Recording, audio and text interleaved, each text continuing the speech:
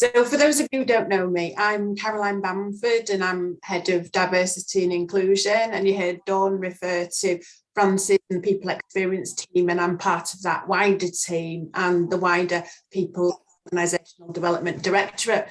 I just want to start really just giving a bit of an introduction in terms of Cultural Inclusion Ambassadors, which is a new programme that we're introducing. Organisation, we're really committed in terms of fostering a culture of inclusion and belonging. It's all about eliminating discrimination and inequality across the trust, and it is a huge ask. Dawn referred to our people plan, and equality, diversity and inclusion is a central theme across our people plan.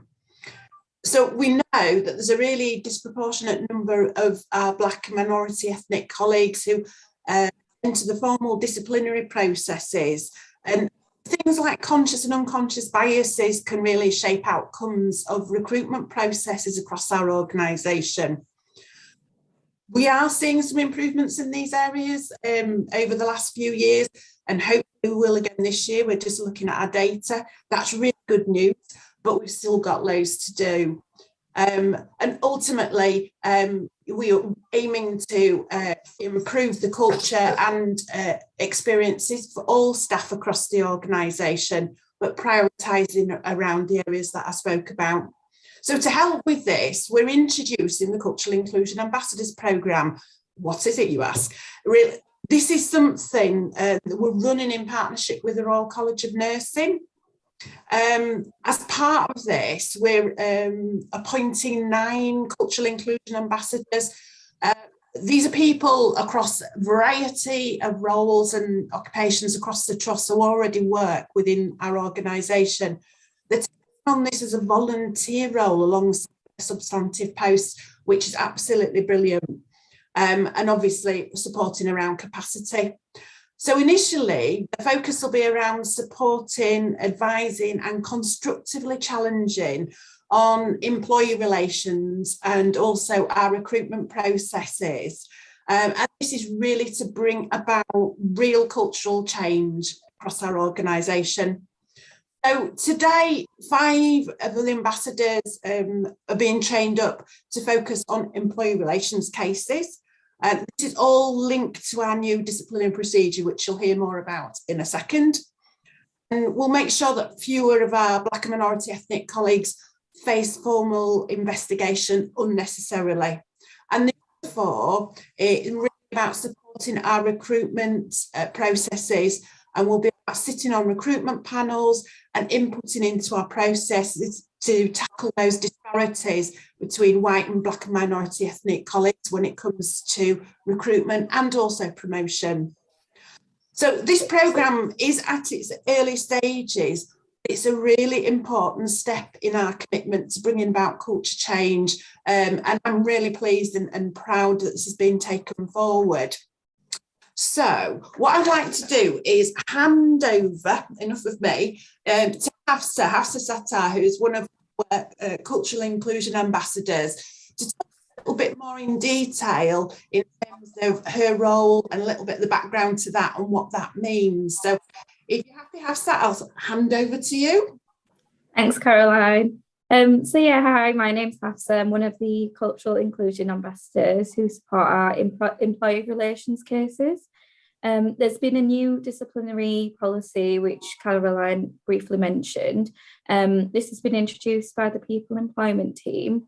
So they're currently leading the review of our people-related policies, looking at shifting our approach to focus on the experience of our colleagues, making sure they're central to everything we do. So this new policy looks at reducing the need for concerns to escalate into a formal process by considering other alternatives and perspectives when things go wrong. This aims to maintain standards in the workplace, but also to help recognise that learning from mistakes is one of the most effective solutions. So my role as a Cultural Inclusion Ambassador is to be part of the disciplinary case review discussions. So I hope to bring a different perspective, looking at things with a cultural lens, and also considering potential unseen biases. I'll support those making the decision on whether to escalate a concern or issue into a formal process. For me, I felt it was quite important to be involved in the programme as it relates to my current role, as well as to me personally. So I currently work as an inclusion coordinator within Crisis, and with that, it's a focus on the disproportionate levels of service users affected from diverse groups. So this is something of significance to me, coming from a Pakistani background myself. I've also grown up with those close to me from similar backgrounds who've accessed mental health services, but felt their cultural or spiritual needs weren't always met. So I feel the cultural ambassador roles are vital in developing an understanding of cultural needs and differences within employee relations. I was also recently part of the decision-making process for a colleague, and that was using the new disciplinary procedure. It was very straightforward and quite useful to have this tool to guide our discussions and our decision as well. And I'm quite happy with the end result, which was to not go down the formal process route. And I look forward to being part of more positive outcomes and a culture change within the trust. Thank you. Thank you. That's really helpful. So I hope that's given you a little bit of an overview in terms of the new programme that has been introduced. And as I say at the beginning, it is early days. We're still in the process of undertaking some training. But as I say, it is from those small shoots. And what I'm really, really proud and pleased about is that so far the feedback has been really positive, and what we're hoping is to grow this initiative over time. So if anybody would like to find out more about the programme and meet the ambassadors as well, they have their personal profiles on StaffNet, or do contact me, and I'm Caroline Bamford, and I'm just caroline.bamford@nhs.net. So very much. And if anybody's got any questions, I'm sure we can respond to them at the end, Dawn. Yeah, thank you.